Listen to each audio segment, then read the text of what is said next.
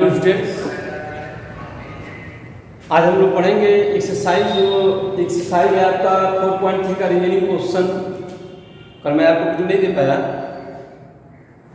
उससे पहले हमने पढ़ा क्वाड्रेटिक फार्मूला और क्वाड्रेटिक फार्मूला से कैसे क्वाड्रेटिक को सॉल्व करते हैं और फैक्टराइजेशन मेथड से क्वाड्रेटिक को कैसे सॉल्व करते हैं, उसके बारे में पढ़ा, रूट्स निकालना सीखा। और आप लोग जो भी आपको पढ़ाया जा रहा है उसका निश्चित तौर पे एक वेल मेंटेन कॉपी बनाते रहिए ताकि आपको रिवाइज करने में कोई परेशानी न हो और आप अच्छे से रिवाइज कर सकें। तो हम एक्सरसाइज 4.3 का क्वेश्चन नंबर लेते हैं। क्वेश्चन नंबर लेते हैं 8। मैंने आपको 6 तक बताया था, 7 आप कर सकते हैं, आसान क्वेश्चन है। 8 करिए।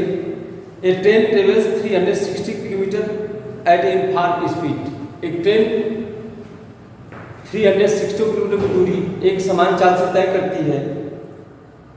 If the speed had been 15 kilometre पर हावर मोर, कह रहा है कि उसकी स्पीड को 5 किलोमीटर घंटे की रफ्तार से बढ़ा दिया जाए, it would have taken 1 hour less for the same journey. तो वह उतनी ही दूरी को 1 घंटा कम समय में तय करेगी। Find the speed of A train. कह रहा है कि क्वेश्चन को समझिए। कह रहा है एक ट्रेन है जो 360 किलोमीटर की दूरी एक निश्चित समय में तय करती है। 360 किलोमीटर की दूरी एक निश्चित समय में तय करती है। If the speed had been 5 kilometre पर हावर मोर, यदि कह रहा है कि उसकी स्पीड को 5 घंटे बढ़ा दिया जाए तो वह 1 घंटा पहले ही 360 की दूरी को तय कर लेती है। कह रहा है find the speed of the train. लिखेंगे let speed of train equal to x kilometre पर हावर। क्योंकि हमसे यही पूछ रहा है, हम वही मान लेंगे। Let the speed of the train equal to x kilometre पर हावर। तो फार्मूला जो हमारा होता है speed equal to distance upon time. तो आप टाइम इक्वल टू हो जाएगा डिस्टेंस अपॉन स्पीड। इसी फार्मूले का यूज करेंगे। लिखेंगे now time taken by train go to 360 kilometre. 360 kilometre जाने में ट्रेन में जो लगा समय t होगा वो होगा आपका distance 360 upon speed x। 360 upon x। Second condition में फ्रॉम सेकेंड कंडीशन ये कह रहा है कि यदि उसके टाइम को यदि उसकी स्पीड को 5 किलोमीटर घंटे के रफ्तार से, यदि उसकी स्पीड क्या कर दिया जाए, 5 किलोमीटर पर हावर बढ़ा दिया जाए। लिखेंगे हम second condition current speed x plus 5 kilometre पर। कह रहा है कि उसके टाइम को कह रहा है कि उसके जब स्पीड को 5 किलोमीटर प्रति घंटे की रफ्तार बढ़ाई जाती है तो वह 360 किलोमीटर जाने में 1 घंटा कम समय लगती है। लिखेंगे now time taken by the train go to 360 kilometre. तो टाइम आपका क्या है, अब टाइम होगा न्यू टाइम होगा आपका, न्यू टाइम होगा आपका t-1 हो जाएगा। क्योंकि टाइम क्या होता है, 1 घंटा कम लग रहा है। पहले टाइम जब स्पीड x तो टाइम t लग रहा था, अब जब स्पीड x प्लस 5 हो गई तो उसकी टाइम क्या होगी, कह रहा है कि 1 घंटा कम लग रहा है, t-1 इक्वल टू हो जाएगा 360 अपॉन x प्लस 5। ये आपका फर्स्ट हो गया और ये आपका सेकंड हो गया। लिखेंगे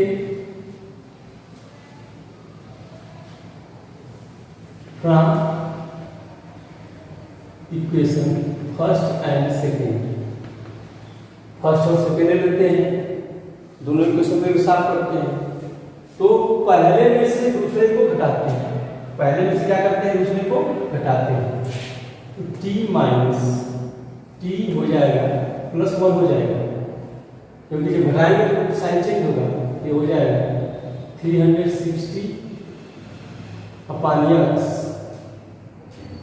माइनस 360 अपॉन x प्लस 5। तो टी से कैंसिल 1 इक्वल टू हो जाएगा 360, तो आप काम ले लीजिए, बचा आपका 1 upon x minus 1 upon x plus 5। 1 equal to हो जाएगा 360, ये हो जाएगा x plus 5 minus x upon x plus 5, x cancel हो जाएगा, ये हो जाएगा 1 इक्वल टू 360। यहाँ बचेगा आपका 1 upon x square plus 5x, cross multiplication कर देंगे तो x square plus 5x equal to हो जाएगा 360। ट्रांसफर करेंगे तो x square plus 5x minus 360 equal to 0। ये आपका इक्वेशन बन गया, क्वाड्रेटिक इक्वेशन। इसको आप सॉल्व करेंगे 360 का ऐसा फैक्टर के 5 आ जाए तो हो जाएगा x square plus 45x minus 40x minus 360। x common लेंगे बचेगा x प्लस 45 माइनस 40 कॉमन लेंगे बचेगा x प्लस 45। देखेंगे दोनों ये जनरल कॉमन है, x प्लस 5 कॉमन 45 कॉमन लेंगे बचेगा x minus 40 equal to 0।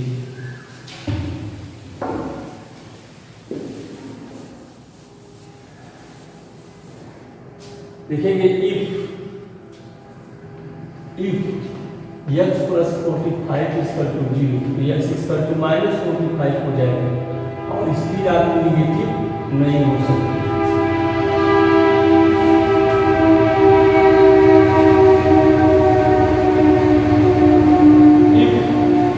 x minus 40 या का पास है बाकी स्पीड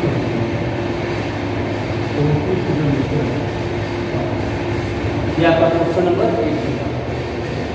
क्वेश्चन को थोड़ा मेहनत से पढ़ के लगाएंगे और थोड़ा सोच के लगाएंगे तो आपका आंसर क्या आएगा, परफेक्ट आएगा। नेक्स्ट क्वेश्चन देखते हैं, क्वेश्चन नंबर आपका 9 है। क्वेश्चन नंबर 9 है, दोनों क्वेश्चन इंपॉर्टेंट हैं, आप इसको जरूर कॉपी में नोट करके रिवाइज कर लेंगे अच्छे से।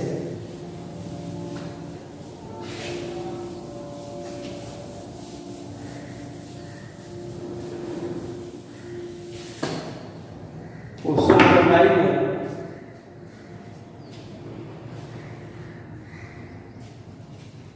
दिया है 2 water taps together can fill a tank in 9 whole 3/8 बार 9 होल 3/8 हम कह रहा है 2 वाटर टैप्स हैं जो कि एक टैंक को 9 होल 3/8 आवर्स में फिल कर देते हैं। ठीक है ना, लिखेंगे water taps fill the tank 9 whole 3/8 hours, तो हो जाएगा 75/8। वाटर दोनों वाटर टैप्स मिलकर इसको 75.8 आवर्स में क्या करते हैं, फुल कर देते हैं। क्वेश्चन यही कर रहा है, लिखा है the tap of larger diameter takes 10 hours less than the smaller one. The tap of larger diameter takes 10 hours less than the smaller one to fill the tank. कह रहा है कि जो the tap of larger diameter takes 10 hours less than the smaller one to fill the tank separately.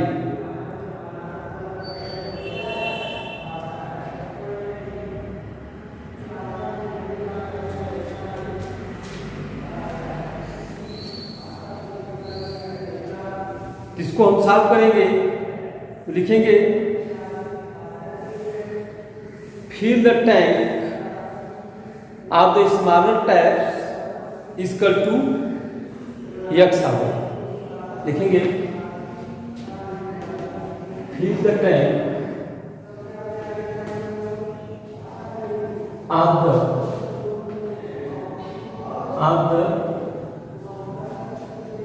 smaller, fill the tank of the smaller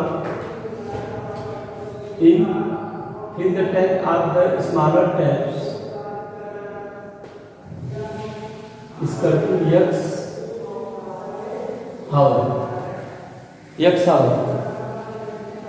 hour and fill the tank. Question number 9 देख लीजिए आप. Water टेस्ट in the tank 9 whole 3/8 our 25/8 our. कह रहा है कि जो उसका स्मॉलर टैप्स है और उसका जो लार्जर टैप है, इन दोनों का find the time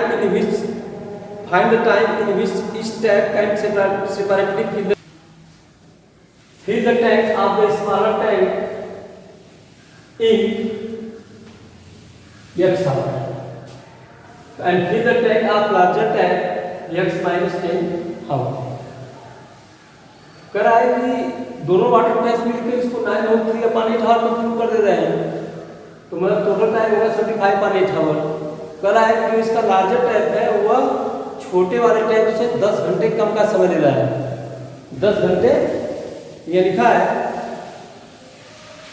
the tap of larger diameter takes 10 hours less than the smaller one to fill the tank.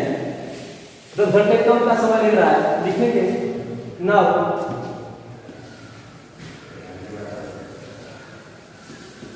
both water taps fill the tank in 1 hour. दोनों water taps इस पूरे tank को 9/3/8 our भरते हैं, full करते हैं. तो now both the water taps fill in the tank in 1 hour. 1 hour में कितना फिल करेंगे? तो 8/75,000 एंड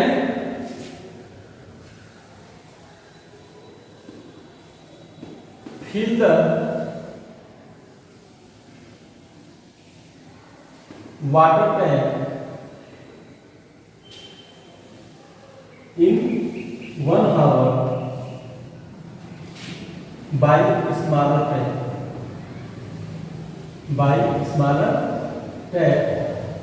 1/x hour हो जाएगा and fill the tank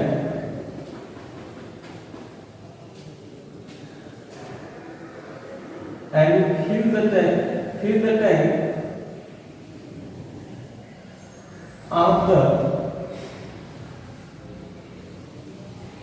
larger tank and fill the tank by the larger tank in 1 hour होगा 1/x minus 10. Question को समझने की जरूरत है. पूरा दोनों मिलके 75/8 आवर में उसको फुल करते हैं, तो 1 आवर में कितना फुल करेंगे? 1/75/8 होगा, यानी 8/75 होगा. स्मॉलर टैंक को x आवर में फिल करता है, पूरा x आवर में फिल करता है, तो 1 आवर में कितना फिल करेगा? 1/x. And fill the tank बड़ा वाला जो लार्जर डायमीटर का जो टैप है उसको पूरे x minus 10 आवर में फिल करता है, तो 1 आवर में कितना फिल करेगा? 1/x minus 10 hour. Now according to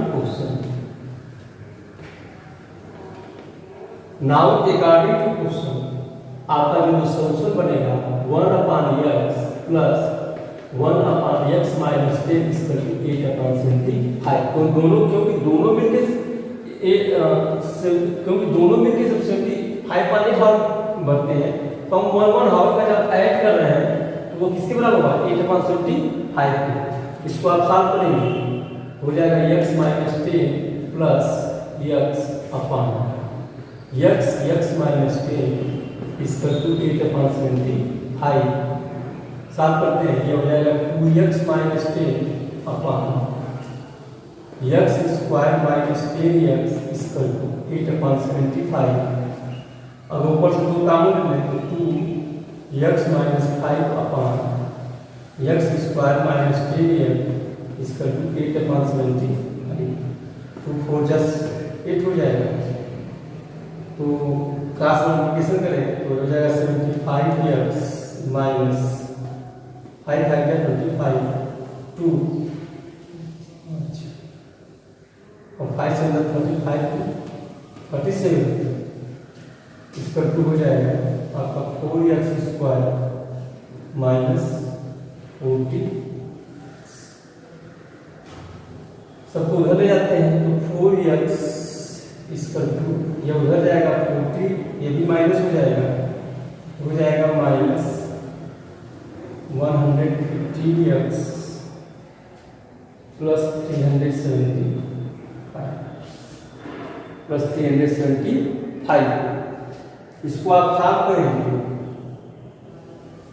इसको जब आप सॉल्व करेंगे क्वाड्रेटिक इक्वेशन को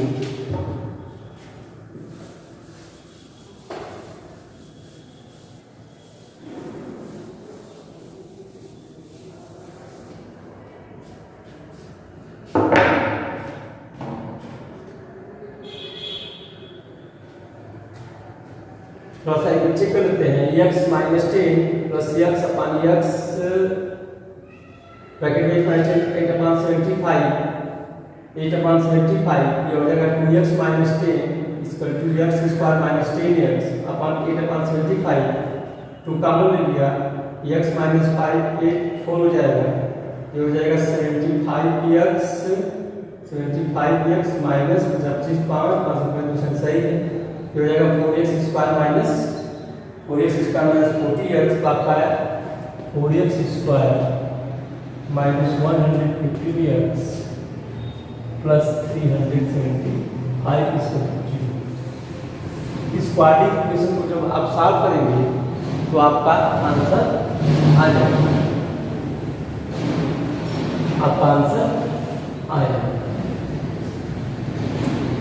अब स्टूडेंट्स आप लोग का होमवर्क रहेगा 7 question 10 and 11 and send in WhatsApp group। Okay students कल हम लोग पढ़ेंगे nature of quadratic equation. Monday से पढ़ेंगे हम नेचर ऑफ क्वाड्रेटिक इक्वेशन, उसके बारे में हम बताएंगे आपको। इससे पहले आप इसको कॉपी पे नोट कर लें और इसको रिवाइज कर लें, और जो क्वेश्चन मैंने आपको दिया है वो आपको क्वेश्चन करके मेरे व्हाट्सएप पे आप सेंड करेंगे। ओके स्टूडेंट, धन्यवाद।